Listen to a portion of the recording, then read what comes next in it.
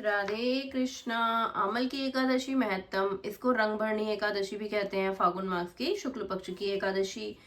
माँ दांता जी बोले कि हे वशिष्ठ जी, यदि आप मुझ पर प्रसन्न हैं तो ऐसे व्रत की कथा कहो जिससे मेरा कल्याण हो। महेश वशिष्ठ जी बोले कि हे राजन, सब व्रतों से उत्तम और अंत में मोक्ष देने वाला आमल की एकादशी का वर्णन करता हूँ।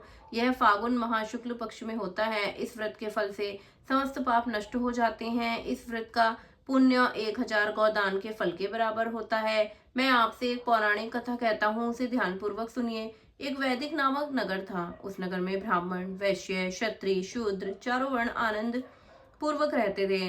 नगर में सदैव वेद ध्वनि गूंजा करती थी। उस जगह पापी, दुराचारी, नास्तिक आदि कोई ना था। उस नगर में चैत्ररथ नामक चंद्रवंशी राजा राज्य करता था। वह महान विद्वान तथा धार्मिक था। उस राज्य में कोई भी दरिद्र तथा कंजूस नहीं था। उस राज्य के सब निवासी श्री विष्णु भक्त थे। वहां के निवासी वृद्ध से बालक तक प्रत्येक एकादशी का व्रत करते थे। एक समय फागुन मास के शुक्ल पक्ष की आमल नामक एकादशी आई। उस दिन राजा ने प्रजा तक, वृद्ध से बालक तक, सबने हर्ष सहित उस एकादशी का व्रत किया। राजा अपनी प्रजा के साथ मंदिर में आकर कुंभ स्थापित करके तथा धूप दीप नैवेद्य पंचरत्न छत्र आदि से धात्री का पूजन करने लगे। वे सब धात्री की इस प्रकार से स्तुति करने लगे कि हे धात्री, तुम ब्रह्म स्वरूप हो, तुम ब्रह्मा जी द्वारा उत्पन्न हो तथा समस्त पापों को नष्ट करने वाली हो। तुमको नमस्कार है। अब तुम मेरा अर्घ्य स्वीकार करो। तुम श्री रामचंद्र जी के द्वारा सम्मानित हो। मैं आपकी प्रार्थना करता हूँ, मेरे समस्त पापों का हरण करो। उस देवालय में रात्रि को सबने जागरण किया। रात्रि के समय उस जगह एक बहेलिया आया। वह महापापी तथा दुराचारी था। अपने कुटुंब का पालन वह जीव हिंसा करके करता था। वह भूख प्यास से अत्यंत व्याकुल था। कुछ भोजन इच्छा से मंदिर के एक एक कोने में बैठ गया। उस जगह भगवान विष्णु की कथा तथा एकादशी महत्तम सुनने लगा। इस प्रकार उस बहेलिया ने समस्त रात्रि को अन्य लोगों के साथ जागरण कर व्यतीत की। प्रातःकाल होते ही सभी लोग अपने अपने घर गए। इस प्रकार वह बहेलिया भी अपने घर को चला गया और भोजन किया। कुछ समय बीतने के पश्चात उस बहेलिये की मृत्यु हो गई और आमल की एकादशी के व्रत तथा जागरण के प्रभाव से उसने एक राजा के यहाँ जन्म लिया। उसका नाम बसुरथ रखा गया।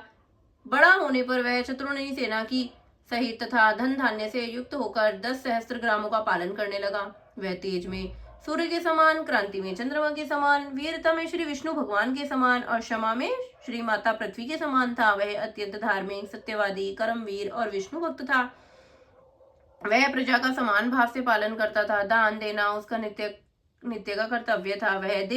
वह राजा शिकार खेलने के लिए गया। देवयोग से वन में वह रास्ता भूल गया और दिशा ज्ञान न होने के कारण उसी वन में एक वृक्ष के नीचे सोता रहा। उसी समय पहाड़ी डाकू वहां आए और राजा को अकेला देखकर उस पर मारो मारो का शब्द करके टूट पड़े।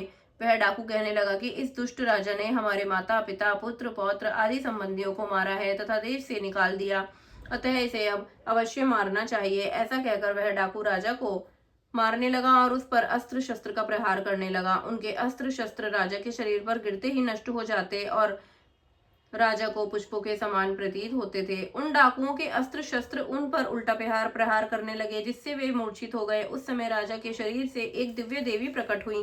वह देवी अत्यंत सुंदर थी तथा सुंदर वस्त्रों तथा आभूषणों से अलंकृत थी। उसकी भ्रुकुटी टेढ़ी तथा उसकी आंखों से लाल लाल अग्नि निकल रही थी। वह उस समय उसके दूसरे काल के समान प्रतीत होती थी। वह उन डाकुओं को मारने दौड़ी और समस्त डाकुओं को काल के गाल में पहुंचा दिया। जब राजा जगा तब इन डाकुओं को मरा हुआ देखकर सोचने लगा कि इन शत्रुओं को किसने मारा है, मेरा इस वन में कौन हितैषी रहता है। जब वह राजा ऐसा विचार कर रहा था तभी आकाशवाणी हुई कि हे राजन, इस संसार में श्री विष्णु भगवान के अतिरिक्त तेरी कौन रक्षा कर सकता है। इस आकाशवाणी को सुनकर राजा अपने नगर को वापिस आ गया और सुख संपूर्वक राज करने लगा। महर्षि वशिष्ठ जी बोले कि हे राजन, यह सब आमल की एकादशी के व्रत का प्रभाव था। जो मनुष्य एक आमल की एकादशी का व्रत भी करते हैं वे प्रत्येक कार्य में सफल होते हैं और अंत में श्री विष्णु लोक को जाते हैं। राधे कृष्ण।